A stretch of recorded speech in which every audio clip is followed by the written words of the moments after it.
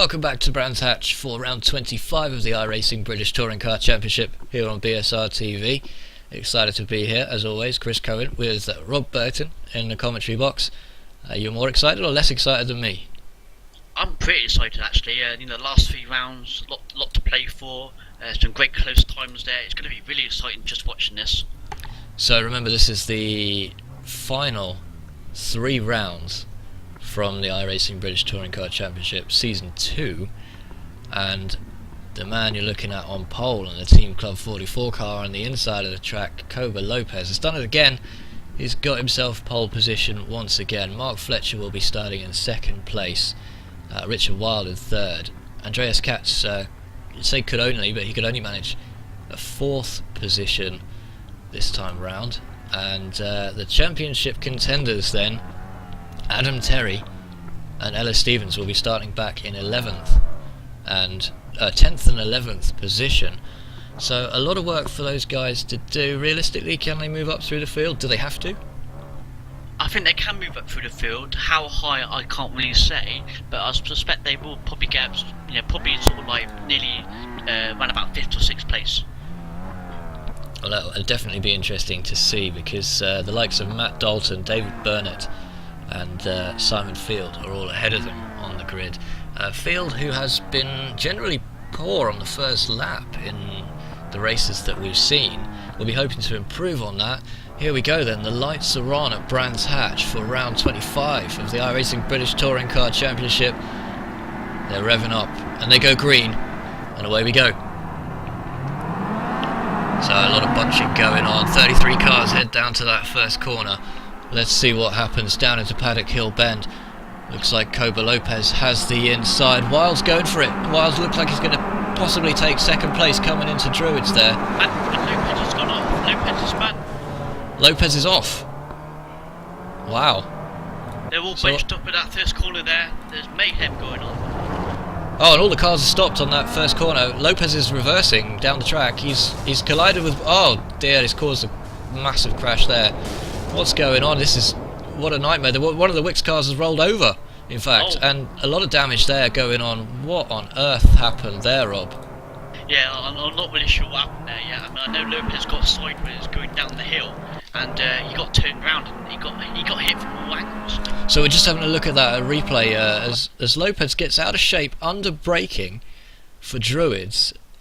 He's speared the inside barrier, and he's actually spun himself around. One of the Addison Lees is that Shepelewski is evasive action, gone off into the gravel, and Lopez has ended up sideways, facing the wrong way at Druids. Is that Adam Terry that's spun round on the outside there as well? And basically, there's just a huge traffic jam there.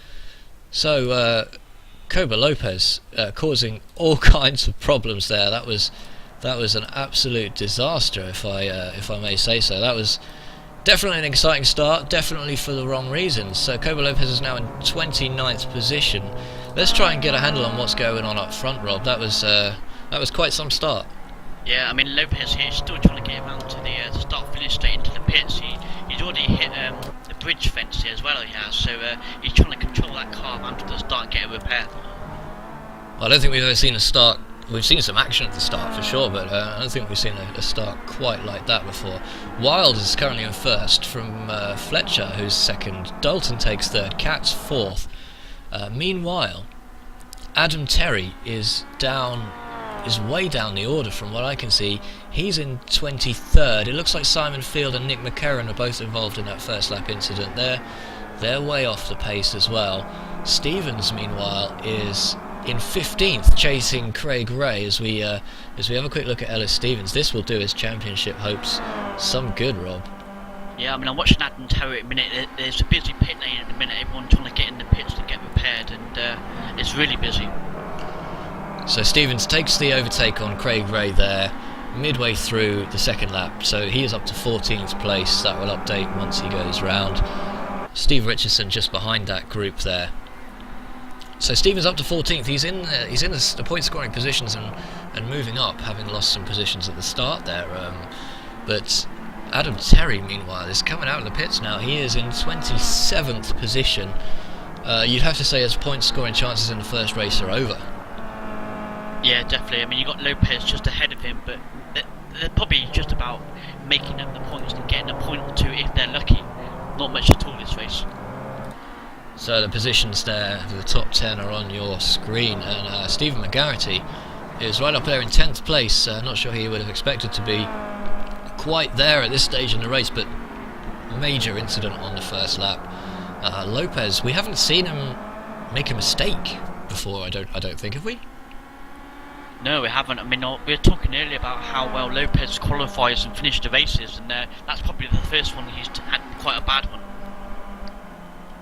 And yeah, well, I mean, of all the mistakes, we just watch Andreas Katz. That's a back marker. He's just overtaken there. Of all the mistakes you could possibly make, I can't think of a worse one than that.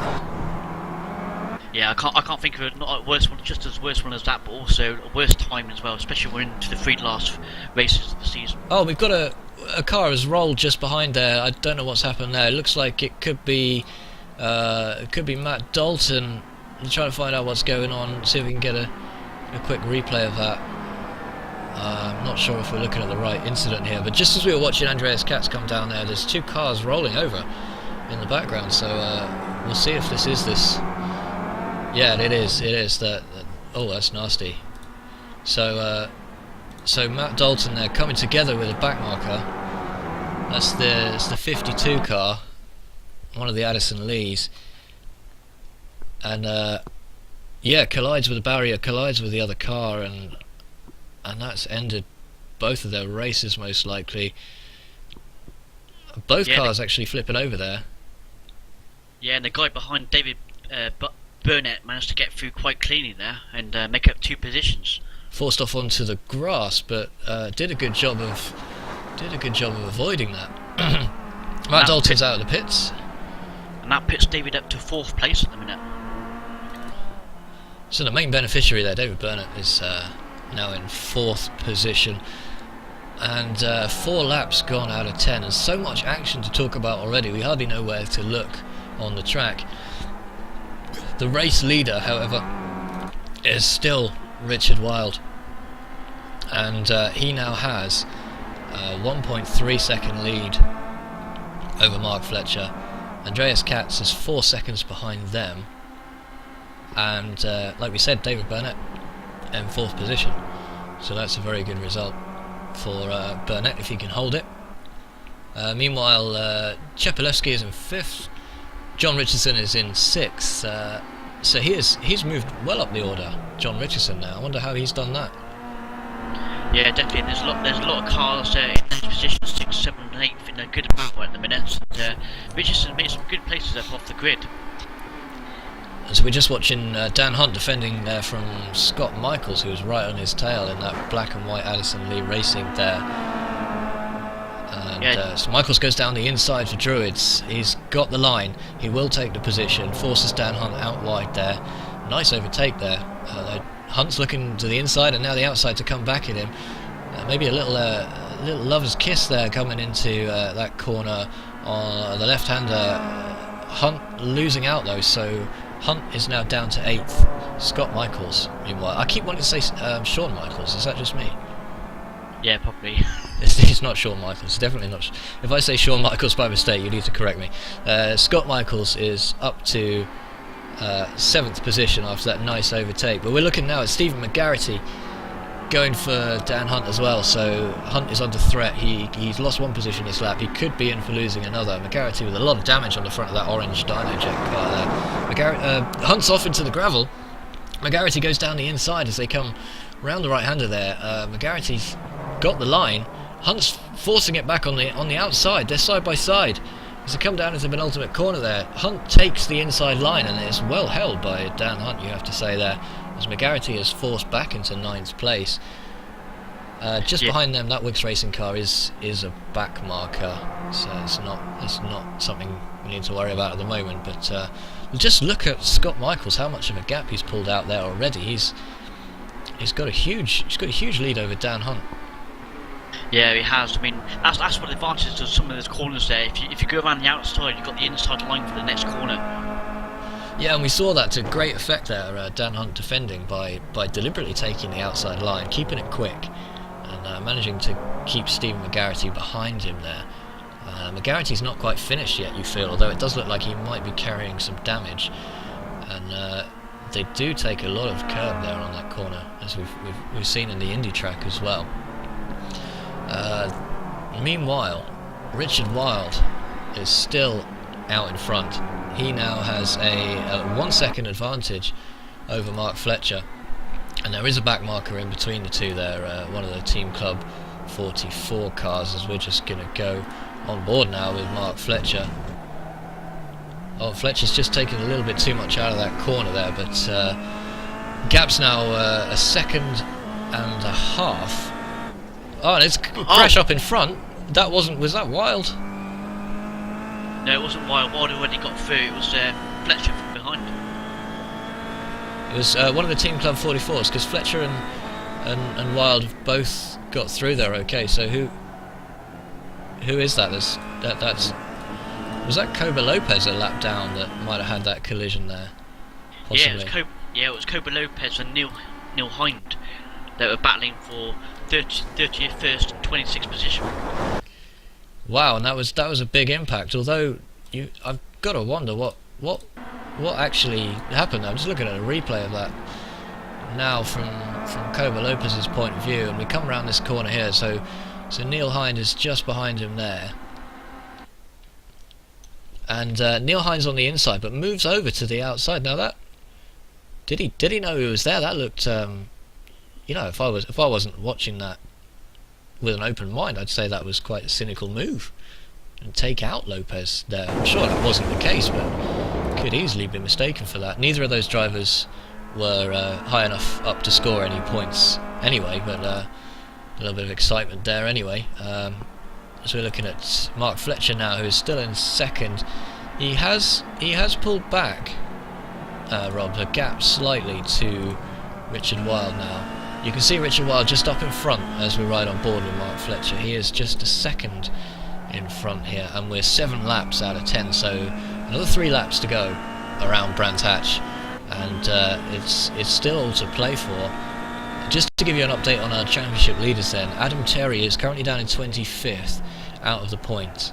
Meanwhile, Ellis Stevens has retained his grid position of 11th, which will score him 4 points, I believe. 4 points. So that gap will be coming down, which will make the second race even more exciting if things stay as they are. Yeah, I mean, if you can make a couple of points up, like 4 or 5 points here, you could be pretty much neck to neck at the final race. Well, of course, the grid positions are going to be based on the results of this race, so Adam Terry not only won't score any points in this, the reason he's frantically carrying on around the track is to try and grab as many positions as possible, because he's currently 25th. He'll be starting 25th in the second race.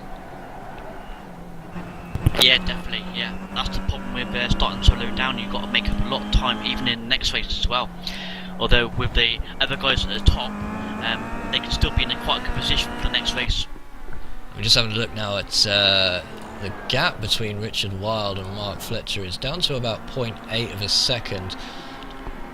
There is a very quick Dynajet car just behind as well. That is a back marker, so that's not in the running. But Richard Wilde will be looking to take this victory. Fletcher will be well. Has Fletcher won this season so far in any race, Rob? Mark Fletcher has had 2 wins in this season so far. Oh, he has. Okay, so it might have been a couple of races that I missed out on then, but Fletcher is now just 0.8 behind. So as we come into the penultimate lap here, Richard Wilde in the blue and white Welch Motorsport is currently leading this race after a controversial second corner, Rob. Yeah, I mean, I just, you keep thinking all the time that there's going to be an incident on the first corner, and lucky there was an incident there, and it's cost a few of the drivers big points. I mean, you have to sometimes you watch these races and you say, I don't know how any of these cars didn't collide in the first few corners, and clearly that's what happens when they do.